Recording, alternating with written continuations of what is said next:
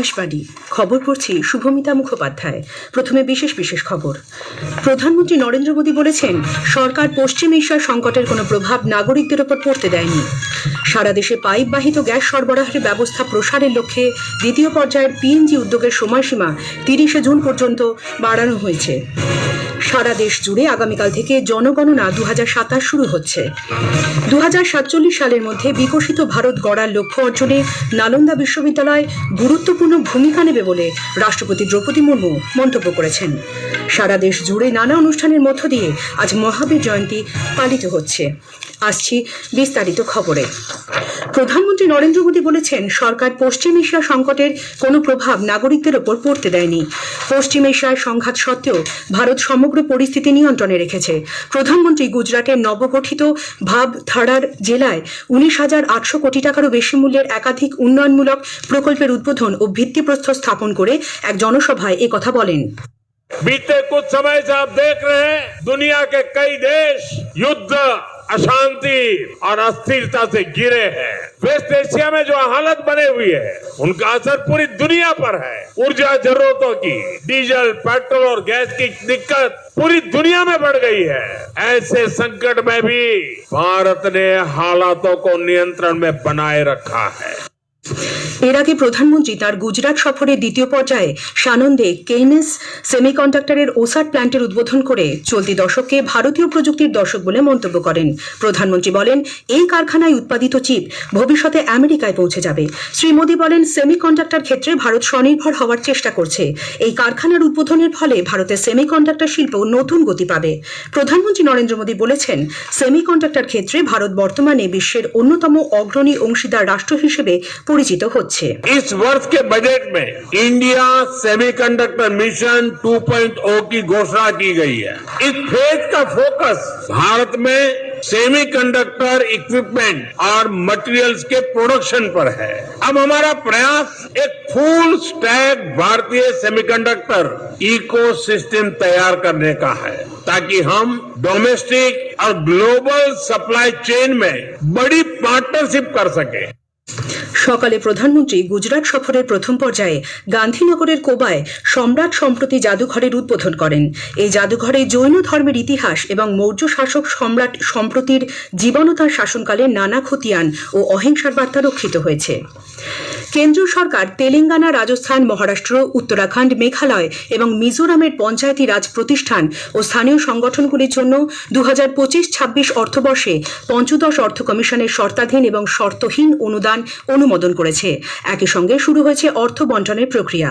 তেলেঙ্গানার 12,600 গ্রাম পঞ্চায়েতের উন্নতিকল্পে প্রথম কিস্তিতে 247 কোটি টাকারও বেশি অর্থ বিতরণ করা হয়েছে।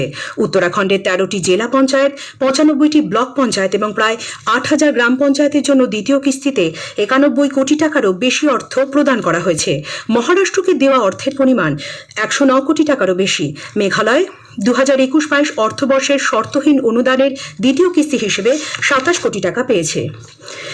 বিহারের নালন্দা জেলার বিহার শরীফে পদপিষ্ট হয়ে অন্তত 8 জন মহিলা ভক্তের মৃত্যু হয়েছে। ঘটনায় বেশ কয়েকজন আহত, তাদের দ্রুত স্থানীয় হাসপাতালে ভর্তি করা হয়েছে।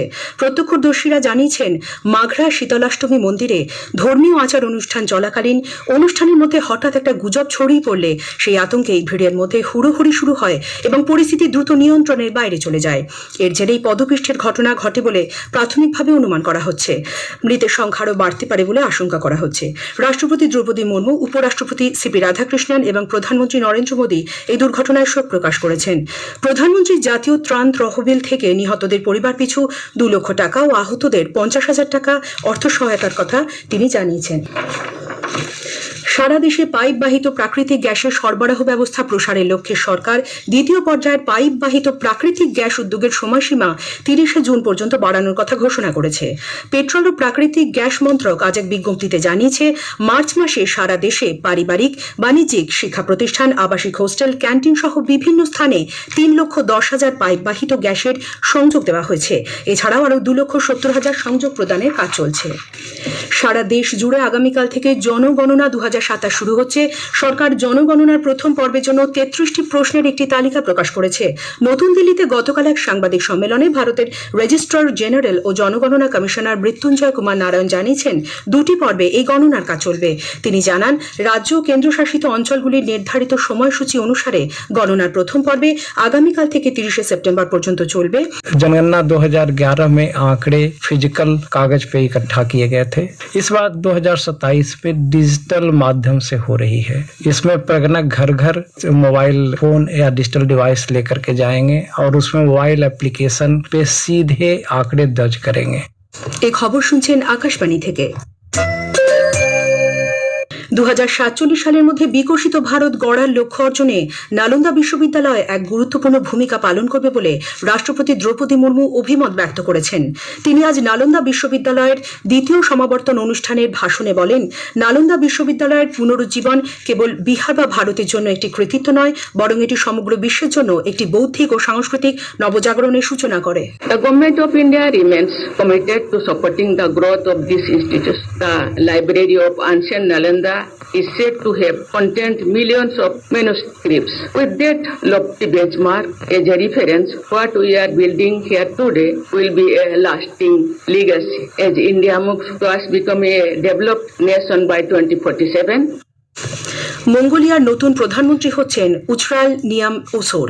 সে দেশে রাজনৈতিক অস্থিরতা ও অর্থনৈতিক সংকটের মধ্যে এক বছরের মধ্যে তিনি এই পদে আসীন হওয়া তৃতীয় নেতা। উচরাল 126 সদস্য বিশিষ্ট আইনসভায় প্রদত্ত 107টি ভোটের মধ্যে 88টি পেয়ে প্রয়োজনীয় সংখ্যাগরিষ্ঠতা অতিক্রম করে সংসদীয় অনুমোদন লাভ করেন। তিনি দেশের রাজনৈতিক ঐক্যের আহ্বান জানিয়েছেন এবং সতর্ক করে বলেছেন, অভ্যন্তরীণ বিভাজন দেশের অর্থনৈতিক সংকটকে আরও বাড়িয়ে তুলেছে। প্রধানমন্ত্রী নরেন্দ্র মোদী সুরিনামের প্রাক্তন রাষ্ট্রপতি চন্দ্রিকা প্রসাদ সান্তোখির আকস্মিক মৃত্যুতে গভীর শোক প্রকাশ করেছেন এবং তার শোক সন্তপ্ত পরিবার এবং সুরিনামের জনগণের প্রতি সমবেদনা জ্ঞাপন করেছেন। সমাজ মাধ্যমে এক বার্তায় চন্দ্রিকা প্রসাদ সান্তোখির সঙ্গে তার সাক্ষাতের কথা স্মরণ করে শ্রী মোদী বলেন, সুরিনামের উন্নতির জন্য তার অক্লান্ত প্রচেষ্টা এবং ভারত সুরিনাম দ্বিপাক্ষিক সম্পর্ক জোরদার করার প্রয়াসের কথা উঠে এসেছিল তাদের আলাপচারিতায়। অসমের বিধানসভা নির্বাচনের জন্য বিজেপি তাদের নির্বাচনী ইস্তাহার প্রকাশ করেছে। আজ গুয়াহাটিতে কেন্দ্রীয় অর্থমন্ত্রী নির্মলা সীতারামন, কেন্দ্রীয় মন্ত্রী সর্বানন্দ সোনোয়াল এবং মুখ্যমন্ত্রী হেমন্ত বিশ্ব শর্মার উপস্থিতিতে এই ইস্তাহার প্রকাশ করা হয়। সুরক্ষিত অসম, বিকশিত অসম এই মূল সুরের ভিত্তিতে ইস্তাহারে সরকারি জমি থেকে অবৈধ দখলদারদের উচ্ছেদ, 1950 সালে ইমিগ্রান্টস এক্সপালশন ফ্রম আসাম আইন রূপায়ণ এবং প্রকৃত নাগরিকদের জন্য জমির স্বত্বাধিকারের কথা বলা হয়েছে। এছাড়াও অসমে অভিন্ন দেওয়ানি বিধি রূপায়ণ সহ বিভিন্ন বিষয় রয়েছে। সরকারি কর্মচারীদের জানিয়ে 8ম বেতন কমিশন রূপায়ণ এবং 2 লক্ষ কর্মসংস্থানের প্রতিশ্রুতিও ইস্তাহারে অন্তর্ভুক্ত করা হয়েছে। দেশের ডাক বিভাগের কর্মচারী ও বিভিন্ন ডাক ইউনিয়নের পক্ষ থেকে একটি প্রতিনিধি দল নতুন দিল্লিতে আজ কেন্দ্রীয় কর্মীবর্গ, জন অভিযোগ ও পেনশন বিষয়ক প্রতিমন্ত্রী ডক্টর জিতেন্দ্র সিং এর সঙ্গে সাক্ষাৎ করেছেন।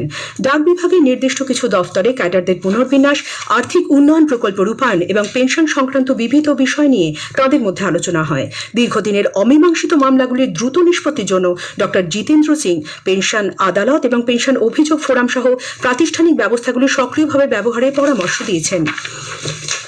ভারতীয় আবহাওয়া দপ্তর আইএমডি আজ অরুণাচল প্রদেশ, আসাম, মেঘালয়, কেরালা, মাহে, নাগাল্যান্ড, মণিপুর, মিজোরাম, ত্রিপুরা, সিকিম ও হিমালয় সংলগ্ন পশ্চিমবঙ্গের কিছু কিছু জায়গায় ভারী বৃষ্টির পূর্বাভাস দিয়েছে। পাশাপাশি বিহার, ছত্তিশগড়, পশ্চিমবঙ্গ এবং সিকিম সহ বেশ কিছু জায়গায় বজ্রবিদ্যুতের সম্ভাবনাও রয়েছে। Hockey India sub junior women's national championship আগামীকাল থেকে ঝাড়খণ্ডের রাঁচিতে শুরু হচ্ছে। 16তম এই প্রতিযোগিতা চলবে 12 এপ্রিল পর্যন্ত।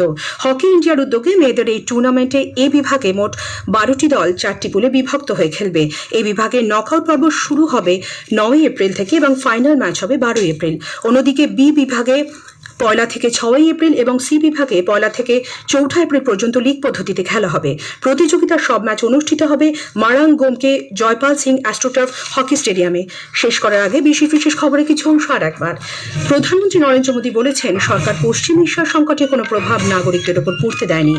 সারা দেশে পাইপ বাহিত গ্যাস সরবরাহের ব্যবস্থা প্রসারের লক্ষ্যে দ্বিতীয় পর্যায়ের পিএনজি উদ্যোগের সময়সীমা 30 জুন পর্যন্ত বাড়ানো হয়েছে।